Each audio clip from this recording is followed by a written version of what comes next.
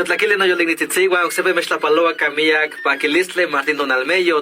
Bueno, buenas tardes otra vez a todos nuestros amigos radioescuchas de este programa Ombligo de Tierra. Pues otra vez estamos de regreso en este lunes 11 de febrero, pues para platicar de lo que les comentaba en la sesión pasada, con un personaje pues muy interesante, un amigo también de Puebla, que aprendió por cosas del destino, aprendió la lengua náhuatl, ahora es profesor, ya tiene como 2-3 libros, y pues vamos platicando con él, pues que se presente para que lo conozcan, y también ahorita le vamos a pedir sus datos para que pues lo puedan contactar, y ojalá puedan conseguir sus libros, la gente que nos pueda escuchar, porque pues a veces son necesarios, ¿no?, los materiales que se realizan, desde la poesía, el cuento.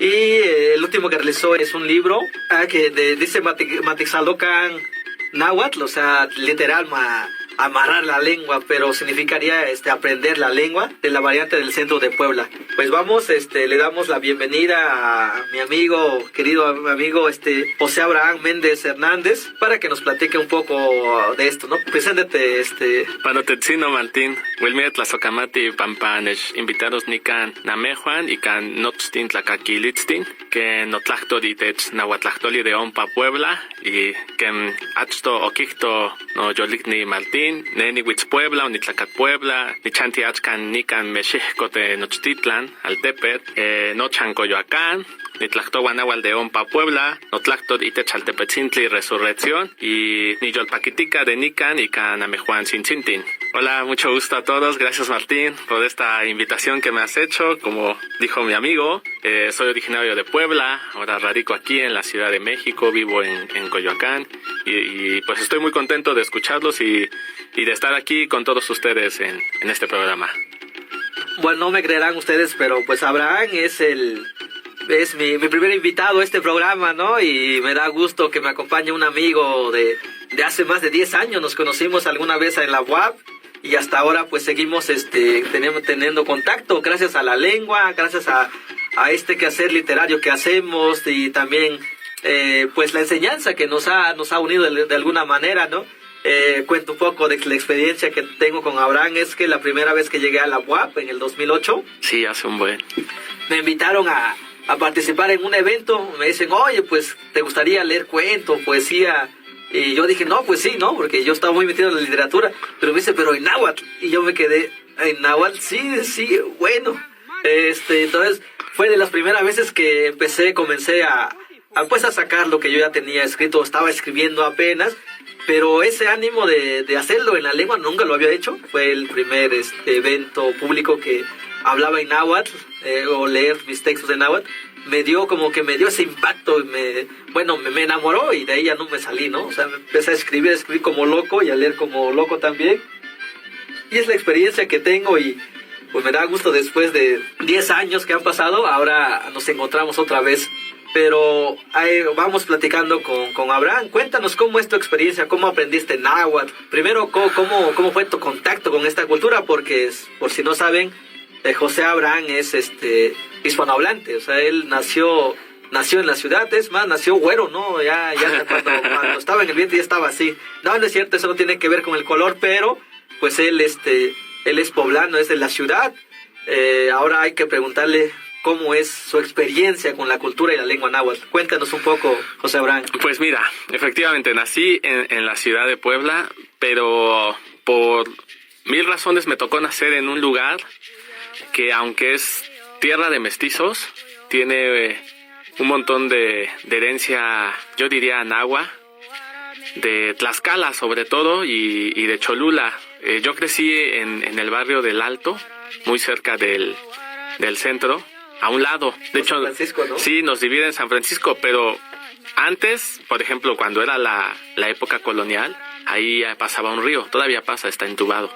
Y justo mi barrio era el barrio de los indígenas tlaxcaltecas, porque pues muchos creen que la ciudad de Puebla era la ciudad de españoles. Pues sí, eran como unos, ¿qué serán? Aproximadamente 50 españoles y unos 1000 indígenas que vivían ahí. Entonces estamos hablando de, pues que en realidad era una ciudad más indígena que española arquitectónicamente, pero en muchas otras cosas no. Y entonces mi barrio, el barrio del Alto, mantiene una esencia indígena. En carnaval salen a bailar los huehues. Ah, mira, qué interesante esa parte. O sea, por ejemplo, que es algo... De hecho, en ese tiempo les llamamos huehues. La gente de mi barrio no sabe ni qué significa esa palabra. Dicen, ya vienen los huehues. Y saben que bailan y así. Y son hombres que se disfrazan como de catrines, con máscaras blancas, sombreros de palma, plumas, capa. Y tienen un montón de bailes, pero pues no saben ni... ¿Pero qué relación tiene el huehue en náhuatl? Que huehue significa huehue grande, viejito, ¿no? Significa viejo, pero en mi región es un uso despectivo. Bueno, eso lo voy a hilar con un punto después que les voy a decir, pero tenemos esa tradición, o cuando es la fiesta de mi barrio, es el 3 de mayo, el Día de la Cruz. 8 días antes pasea la cruz por el barrio y salen los chintetes, que son unos muñecos que se hacen de cartón, grandes, y los que los bailan son los niños. Yo bailé con ellos. Te metes dentro del muñeco y andas con toda la cruz que va paseando en una carroza con niñas arriba. Y eso es para anunciar que ya viene la fiesta. ¿Y chintete de dónde viene? ¿No viene de chintete? Es que en náhuatl... ¿Quién sabe? Yo sé, digo, exacto. En náhuatl de Guerrero, chintete, según viene de chintete significa... pompa lastimada, algo así. Pues a lo mejor sí, porque son muy gordos. Entonces sí. Como que hace referencia a eso. Sí, a eso. Chintete. Y pues eso es otra cosa. Y en cuanto a palabras y usos y costumbres, tenemos pues un montón. Me ha pasado mucho que cuando doy mis clases de náhuatl aquí en la Ciudad de México, platico con mis alumnos que oscilan entre 30, 60, hasta 80 años. Y digo cosas que comúnmente decimos en Puebla. O sea, yo de niño comía pinole. Claro. Yo conocía a los tlecuiles, porque pues los ocupaban todavía en mi barrio. O decíamos cuando algo huele feo que es de cristal, pues ya huele a choquilla. O ya zaposcawó. Cuando una ropa, porque había humedad, pues eran vecindades viejas y luego se humedecía la ropa. Y se aposcabó porque la olvidamos en el closet y tenía toda humedad. Y les digo aquí cosas de esas y no saben de qué les hablo. Y son personas grandes que yo pensaría que conocen, pues, esas expresiones. El español antiguo, ¿no? El español que está cargado de préstamos de náhuatl. Y no tienen idea de qué les estoy hablando. Pero cuéntanos, ¿cómo es que te involucraste en la lengua? ¿Cómo es que lo aprendiste? ¿Por qué lo aprendiste? Porque muchos, al contrario a quererlo aprender, mejor huyen. O sea, esta lengua, ¿para qué prefieren aprender inglés, francés, alemán, que está todo, a lo mejor está más difícil? Pero, o sea, huyen de su propia cultura, de nuestro propio mundo que está tan cercano, pero que lo tratamos de hacer invisible. Bueno, como te decía, yo crecí en un barrio con mucha tradición náhuatl, a pesar de que éramos hispanohablantes. Claro. Y de hecho mi barrio tiene manuscritos escritos en náhuatl colonial que están reservados en el archivo de la Catedral de Puebla. Eso me enteré muchos años después. A mí de niño me gustaba la historia, y sobre todo la historia prehispánica. Me encantaba ir a Cholula, estar ahí en las pirámides, me gustaba esto de los dioses, Quetzalcóatl, Huitzilopochtli. Total, crecí y no era muy buen estudiante. Así que cuando salí de la secundaria me mandaron a estudiar a una junta auxiliar de Puebla, que no está muy lejos, está a 50 minutos, una hora. Se llama Resurrección y resulta que ahí hablan náhuatl. Y ahí empecé a aprender. Pero te diste, pues sí, abriste el corazón para aprender. Me gustaba, o sea, me llamaba un montón la atención, yo los escuchaba y decía, yo quiero hablar como ellos. Y hasta el nombre de mi bachiller está en náhuatl, se llama Campatlanesi. Y de hecho esas fueron mis primeras palabras. ¿Dónde amanece? Donde amanece, que dije en náhuatl, pero que no pude decir. O sea, cuando me fui a inscribir, fue tan difícil para mí pronunciar eso que le pedí mejor a una chica, oye, mejor escríbemelo. Porque no podía ni pronunciar eso. Ahora me da risa porque se me hace así. Pero estaba bien fácil, Campatlanesi, ¿no? Sí, claro, sí, no. Pero en ese momento como que mi mente, no sé. Y después los escuchaba y sus risas y cómo hablaban, como se decían Kentí, Cacual, Guanté, Tlenconchigua, Keno, Timopanoltitzino y así muchas cosas. Y decía, yo quiero aprender. Y entonces les dije, enséñeme, insistí con mis compañeros, claro, hasta que aceptaron. Y entonces, pues era una enseñanza así muy empírica, ¿no? Oye, ¿cómo digo esto? Y ya me decía, de momento ya llevaba yo una libreta, yo por mi propia decisión, no es que me la pidiera, ¿no? Sí. Ya anotaba. Y así, entonces yo iba memorizando y practicando y hablando y a todo más lo que pudiera yo absorber de ahí. ¿Qué dijiste después? no se dice Huichilobo, se dice Huitzilopochtli, ¿verdad? Yo vi en Bernal Díaz del Castillo antes, ¿no? Claro, porque Sí. ya tenías todos esos conceptos que vienen en la historia de que escribieron los españoles. Pero ¿qué te cambió? ¿Qué te cambió eso? Porque primero es como la tarea de aprender, ¿no? Pero aprender, yo le decía, apenas lo decía, o siempre lo digo en mis clases, que enseñar a tole, pozole, o sea, atole, pozole. Le digo, no, el otro no lo aprende. Y lo que me he fijado es que en la cultura, al menos en el pueblo, aprendemos cuando es acción. Vente a comer. O levántate, shmocuitegua. O sea, como que esa acción, el sonido de la voz, te va indicando el aprender. Porque muchos pueden saber palabras, Sí. pero no pueden construir conocimiento, no pueden construir oraciones, no pueden dialogar en la lengua. ¿A ti cómo te cambió eso la vida? Porque me imagino que te cambió la vida, porque una cosa es saber toda la gramática del español, escribirla, hablarla, pero después meterte a otra cultura que era tuya, pero que te la tenía negada. ¿Cómo te descubriste ahí? ¿Qué te enseñó aparte de la lengua escribirlo? ¿O nunca te has preguntado eso? Sabes que creo que así tan profundo, a ese nivel, tal vez no, pero creo que el problema mío que tuve y que tenemos en general la mayor parte de los mexicanos es que estamos empobrecidos de identidad. O sea, nos hace falta tanto el reconocerlos y andamos errantes buscando en qué, sin encontrar en dónde, y por eso es que absorbemos de Estados Unidos, de Europa y de donde sea, porque necesitamos afianzarnos cuando aquí tenemos raíces tan fuertes que nos están sujetando y estamos ciegos y no nos damos cuenta. La filosofía, de ¿no? ello, sí. La filosofía que tanto pudimos haber construido, la historia que no está escrito todavía. Gente, estamos en el siglo XXI, no tenemos historia escrita de nosotros, más que lo que nos han contado, pero construirlo desde nosotros no está hecho todavía. Sí, no está hecho. Ya sabes, el tiempo pasa Sí. y ojalá nos estén escuchando. Pues, ¿cómo te podemos encontrar en las redes sociales? Bueno, me pueden encontrar en mi Facebook como José Abraham Méndez, así bien simple. En Instagram como Coyopochtli. Coyopochtli. Ajá, porque soy zurdo. Y pues creo que solo manejo esas. Y por supuesto, les decía, como es mi segundo programa, entonces por si todavía no saben quién soy, no lo van a saber. Bueno, me pueden encontrar en Facebook como Martín Tonalmeyot, bueno, en el Google donde aparezca ya en las redes sociales.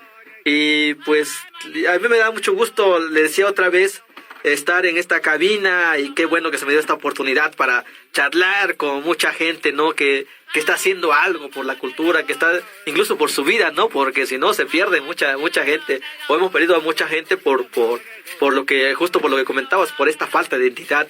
Cuando nosotros llegamos a obtener como que esta identidad tan propia, híjole, todo lo demás nos vale un comino.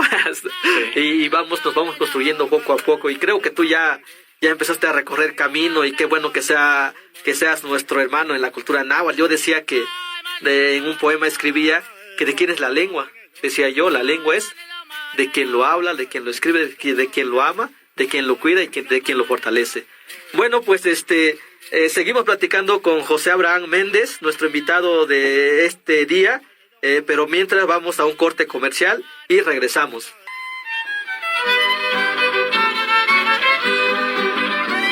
Pues regresamos a su programa Ombligo de Tierra en Código Radio Ciudad de México. Le estoy llamando yo Tlalxictli, ¿no? Que significa Tlale, tierra, y Xictli, ombligo, ¿no? Que no significa ombligo tierra, significaría algo así como el centro de la tierra.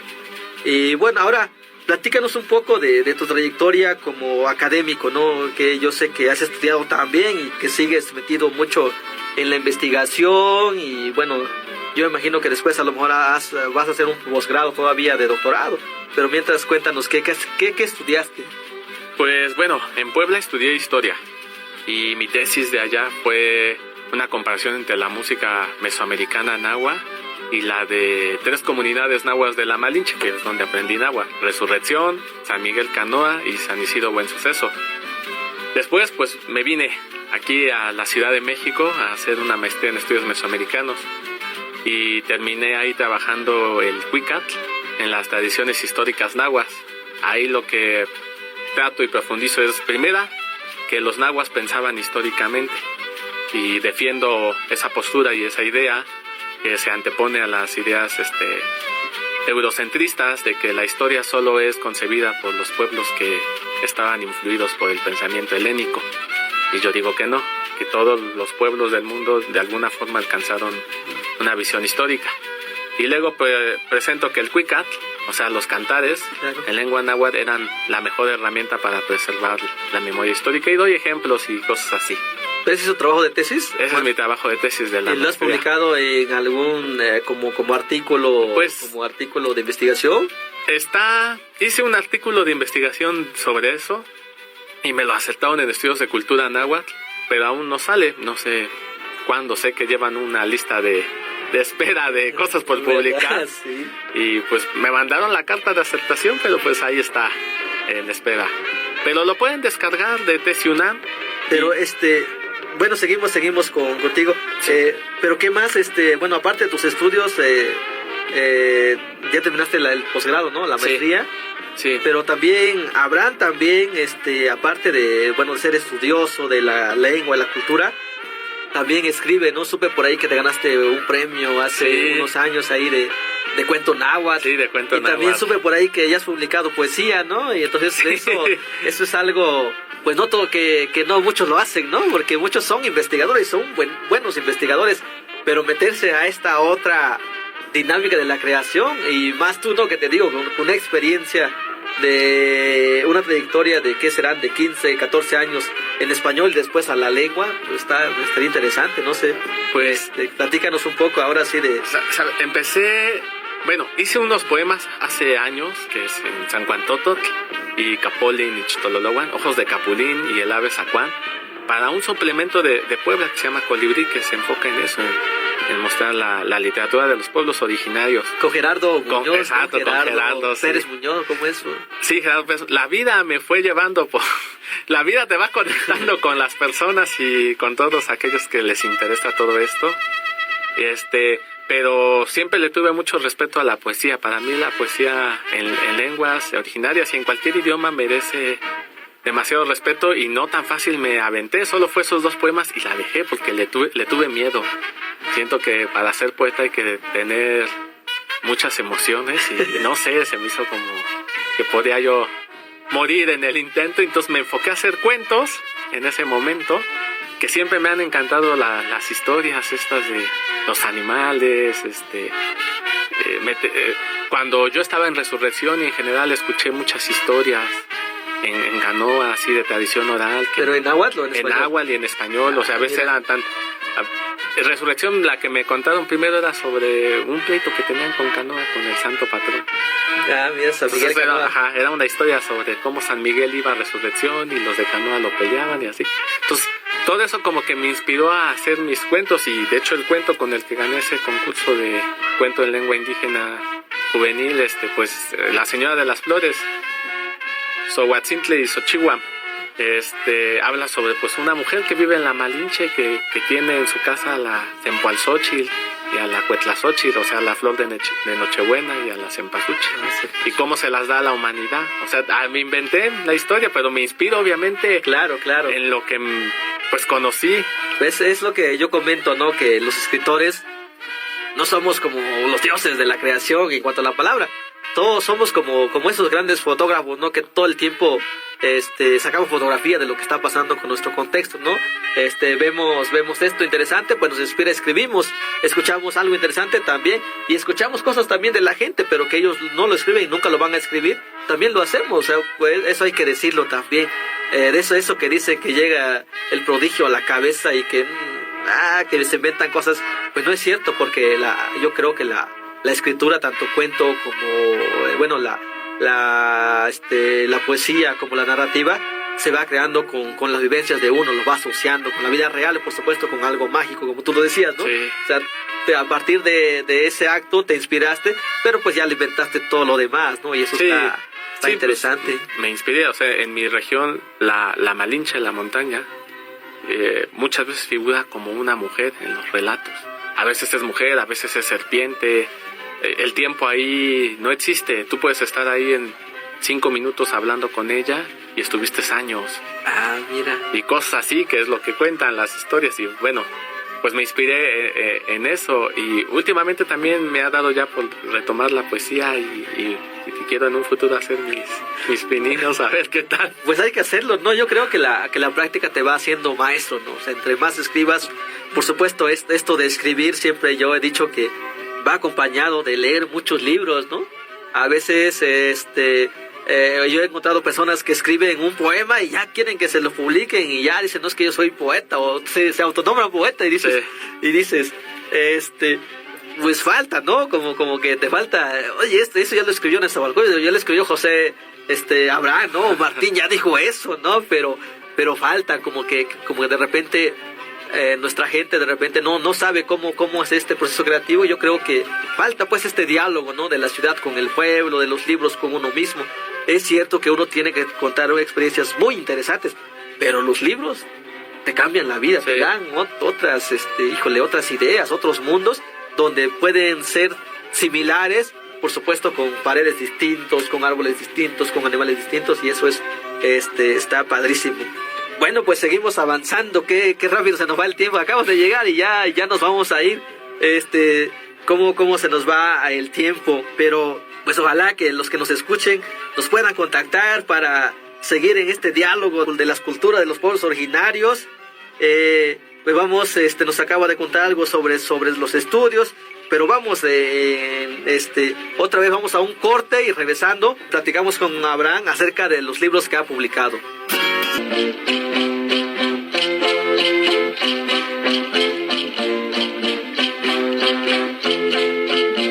Regresamos a su programa Ombligo de Tierra, Tlalxictli. Pues quiero saludar, empezando este bloque, a la gente de allá de mi comunidad de Atzacoaloya, Guerrero, que apenas pasó pues por la fiesta, ¿no? Hace el 2 de febrero, el 1 y 2 de febrero fue la fiesta grande de allá del pueblo, donde que les gustan 10, 15 danzas y uno disfruta de las danzas. Los niños son los que andan bailando ahí y nos gusta mucho ver bailar a las danzas. De ahí se sigue la fiesta, el 9 otra vez la víspera de San Guillermo, donde se queman castillos y hay baile, música de viento, por supuesto mezcal, pozole, y el 10 de febrero es el día de San Guillermo, y hoy 11 de febrero es un día muy especial para la comunidad porque se cierra la feria con un proceso ritual que se llama Tontlacahuas, que significa, bueno, que de la iglesia se juntan bajan, que en la fiesta patronal bajan los santos San Lucas, que está en el barrio de San Lucas, y bajan a otro santo que es San Marcos, que está en el barrio de San Miguel. Y el día 11 lo que hacemos los nahuas de allá del pueblo es que nos juntamos en la iglesia y vamos a dejar los santos a sus casas, pero con las danzas, con música, con velas. Ahí sí no está permitido tomar. Entonces vamos rezando y cerramos así la fiesta, ¿no? Y bueno, vamos a seguir platicando con nuestro invitado de hoy, José Abraham Méndez Hernández. Y ahora lo que te quiero preguntar es acerca de tus libros. Sé que ya tienes 1, 2 o 3 libros. Platícanos cuál es el primero, cuál es el segundo y en qué consiste cada uno. Sí, bueno, mi primer libro es más histórico-antropológico y es el del carnaval en el barrio del Alto, que es lo que les mencionaba hace rato de los huehues. Entonces ahí explico el por qué se llaman huehues, qué significan sus vestimentas, sus bailes y de cómo ese carnaval existe en mi barrio desde el siglo XVII. O sea, ese manuscrito que les comenté hace rato a ti, Martín, y a tu público, que está en la catedral, que está escrito en náhuatl, ahí los mencionan. O sea, está escrito en náhuatl y en el siglo XVIII fue traducido por un sacerdote al español. Lo que me llamó la atención es que en náhuatl, cuando habla de los huehues, dice ahuili. Y cuando en la traducción al español le puso huehue. En Resurrección, donde aprendí náhuatl, huehue lo utilizan para ofender. Sé huehue loco, sé la más loca. Pero cuando es así como, siéntese aquí, abuelito, viejito, no le dicen huehue, dicen ximotlalitzino tetatsin.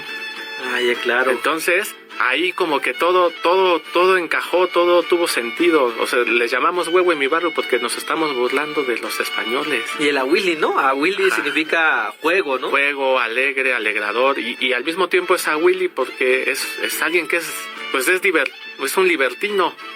Claro. Al final de cuentas. Y curiosamente en Morelos, los nahuas de Morelos tienen un canto de carnaval que se llama canto de ahuileros. Ajá, de Awili. Ajá, entonces estamos interrelacionados con una mega tradición de carnaval nahua que no logré descifrar porque falta mucho. Claro. Pero pues ese fue mi primer trabajo como libro. Y el segundo pues es un manual para empezar a aprender la lengua náhuatl.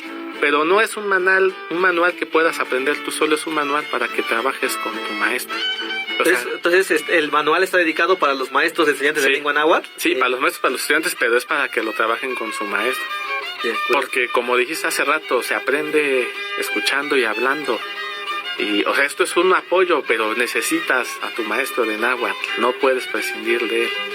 Claro, o sea que sí nos necesitan. Sí, de ley nos necesitan. Sí. Es lo que decía yo, ¿no? Que luego me dicen, no, me he encontrado gente en la calle o gente cuando voy a los eventos me dicen, oye, dice, está bonita tu lengua, me gustaría aprender. Le digo, no, pues cuando quieras, ¿no? Pero pues es como, no sé, o sea, en realidad le decía yo a mis estudiantes alguna vez en la universidad, decía, si ustedes quieren aprender náhuatl, pónganse a aprender.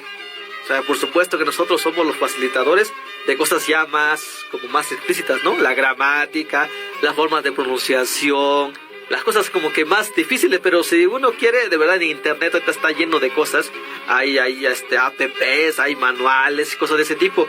Pero, por supuesto, el proceso de enseñanza en las universidades también está muy específico. Le decía yo, gramática náhuatl es lo que más enseñaba. Le decía, como he tenido muchos estudiantes, digo, si no aprenden a hablarlo, a escribirlo, por supuesto que sí. Si no, pues yo estoy reprobado como profesor. Pero no, hasta ahorita no me han reprobado. Ah, bueno. Pero esa es la táctica, ¿no? De cuando se quiere, porque sigue pasando, Abraham, te cuento un poco que mucha gente de los nahuablantes, incluso gente que pertenece a una cultura, dice, es que a mí no me habló mi papá, es que a mí no me hablaron. ¿Qué dice uno? Pues ya tienes 18 años, ya deberías de ser independiente. Y si quieres aprender algo, inglés, alemán, náhuatl, tunsavi, apréndelo. Los papás ya no les echen la culpa porque mucha de nuestra gente sigue viviendo de esa culpabilidad de los papás. Es que a mí no me hablaron, es que a mí no me enseñaron, es que yo crecí solo, es que yo crecí en la ciudad. Pues sí, nosotros también crecimos así, ¿no? Por donde pudimos. Pero la culpa ya no es de los papás. Cuando uno llega a ser grande o llega a hacerse responsable de sí mismo, todo lo que obtenga y lo que quiera aprender lo puede aprender sin estar echando la culpa a los demás, ¿no? Entonces, pues por si gustan, acá Abraham nos ofrece un libro, Matixalocan Náhuatl, variante mexicano del centro de Puebla, nivel 1, el maestro José Abraham Méndez Hernández, maestro por la UNAM. Y en su casa también, ¿no? En su casa también. Sí. Bueno, y en donde se para a enseñar la lengua náhuatl. Él es originario de Puebla, pero ahora cuéntanos cómo podemos encontrar tu libro, porque pues ya está el libro, pero sí. Pues, ¿dónde lo compramos? Mira, ¿Cómo lo pueden conseguir conmigo aquí en Ciudad de México, que es como más fácil, y en Puebla, pues tengo que llevarlo a ciertos lugares, pero por tiempos igual no he podido, pero igual en Puebla también lo pueden conseguir conmigo comunicándose a mis redes sociales. Pues otra vez, repiten sus redes sociales para que... en Facebook estoy como José Abraham Méndez y en Instagram estoy como Coyopochtli. Sí, porque le puedes escribir a otro José Abraham Méndez y que no seas tú. Entonces para... tengo una página de veras que le hice al libro, la vio y se llama igual que el libro, Matixalocan Náhuatl. Matixalocan Náhuatl. Ahí también me pueden escribir. Bueno, pues los radioescuchas que les gusta aprender náhuatl o que alguna vez han tenido algún contacto y quieren saber más, o bueno, los maestros, se los recomendamos mucho a los maestros porque... luego tenemos tenemos tantos alfabetos propuestos por una academia, por una escuela, por otros lugares, que nos perdemos, ¿no? Ahí buscando cuál es el mejor. Pero pues puede ser una oportunidad, ¿no? Para que... Una ayuda, claro, para impartir clases, para saber escribir y todo lo que... Pero Ahora, ¿de qué está compuesto tu libro?